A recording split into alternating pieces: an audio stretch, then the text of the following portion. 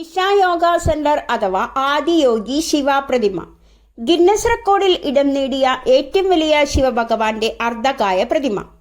പശ്ചിമഘട്ടത്തിലെ വെള്ളിയാങ്കിരി മലനിരയുടെ താഴ്വരയിലാണ് ഇത് നിർമ്മിച്ചിരിക്കുന്നത്.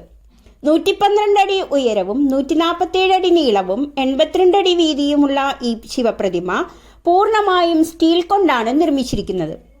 2017 ഫെബ്രുവരി 24 ഇത് സന്ദർശകർക്ക് തുറന്നുകൊടുത്തത്.